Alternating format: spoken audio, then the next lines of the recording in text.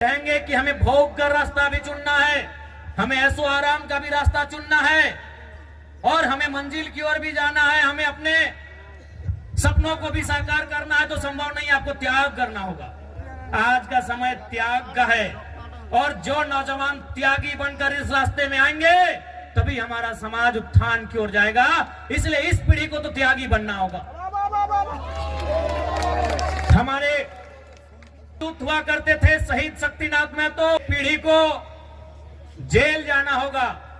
दूसरी पीढ़ी को में भेड़ी देखा है क्या? उसे कभी पिंजरे में देखा है क्या? उसे कभी किसी रस्सी में या किसी भी प्रकार से बंधन में देखा है? नहीं देखा है। आपने क्यों कौवा के बंधन में देखे छीना? क्यों नहीं देखा है? तो कौवा भले काला होता है, देखने में भले आपको बुरा लगे, देखने में बदसूरत लगे, लेकिन जो वो काव काव काव काव चिल्लाता है, काव काव जो करता है ना, उसकी मातृभाषा है। और जो मातृभाषा बोलते हैं, मातृभाषा यानी हमारी मातृभाषा, हमारी परंपरा, हमारी संस्कृति, जो मातृभाषा बोलते हैं वो कभी गुलाम नहीं होते, उन्हें कभी कोई गुलाम नहीं बनाता। अपनी सुगा क्यों देखे थी? आपने सुगाई बोली ना? सुगा, तोता, पैरट देखने में बड़ा सुंदर होता है, पंख भी सुंदर होता है, चोंच भी सुंदर होता है और आवाज भी सुंदर होता है। लेकिन आपने क्या देखा होगा कि लोग उसे पकड़ते हैं, पहले उसके की बोली डंका काना, सबसे पहले उसको तोड़ देते हैं।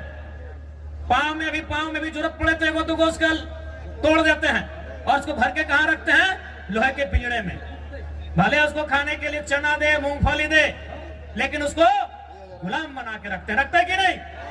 क्योंकि जो मिट्टू, जिसे कोई तोता कहता है, कोई सुगा कहता है, कोई पैरट कहता है, भले वो दिखने में सुंदर है, हरा है, चोंच लाल है, खाता भी बढ़िया बढ़िया है, लेकिन वो भाषा का नकल करता है। टें टें टें टें उसकी भाषा नहीं है, वो भाषा का नकल करता है, वो किसी और की भाषा को बोलने का प्रयास करता है, इसलिए लोग उसे गुलाम बना के रखते हैं। तो इसलिए एक बात तय कीजिए कि आपको आजाद रहना है या गुलाम रहना है।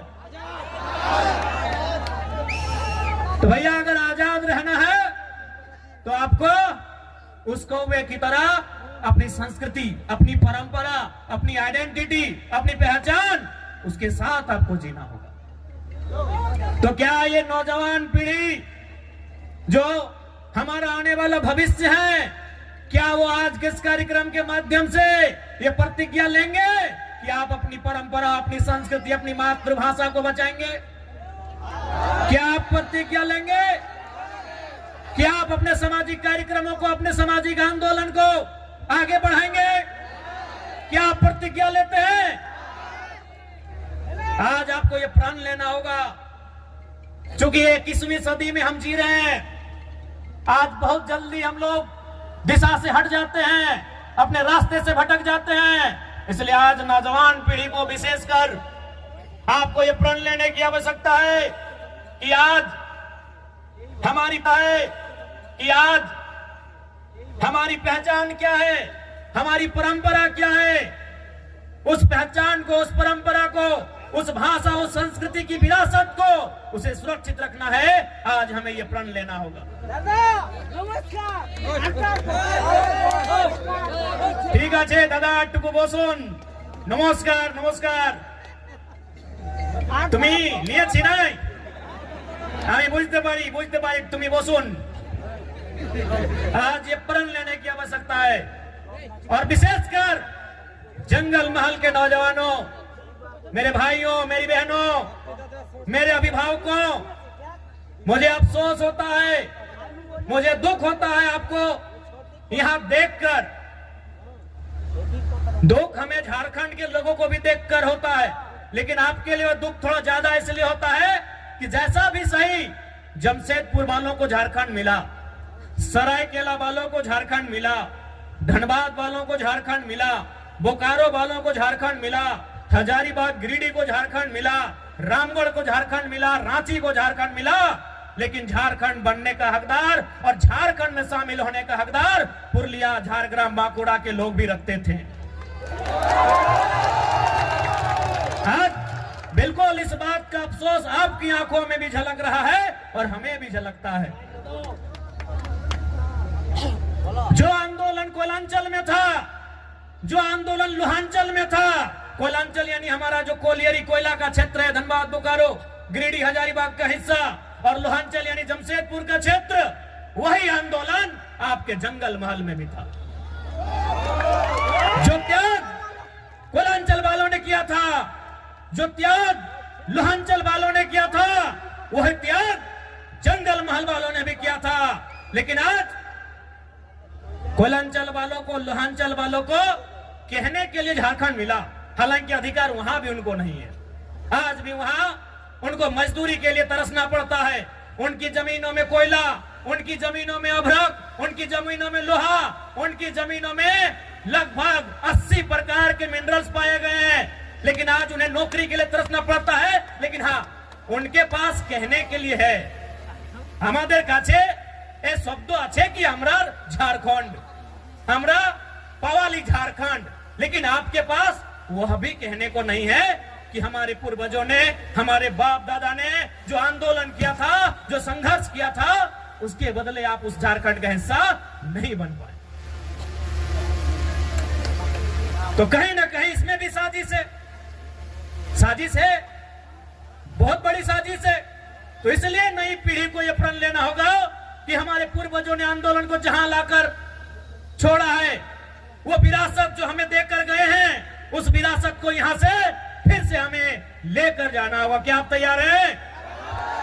कि जंगल महल की गलियों से एक आवाज आया है, जंगल महल की गलियों से एक आवाज आया है, उठो नौजवानों, फिर से इनकलाब आया है। क्या आप तैयार हैं? और देखिए नौजवानों, मेरे भाइयों,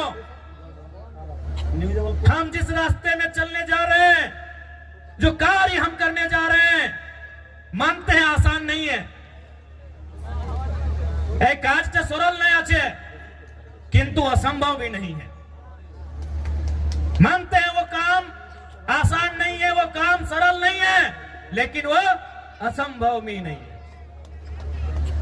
आज हमारे समाज का जो मांग है शेड्यूल ट्राइब इंक्लूजन का, आज ये लड़ाई भी, आज ये मांग भी परसों नहीं दशकों पुरानी है।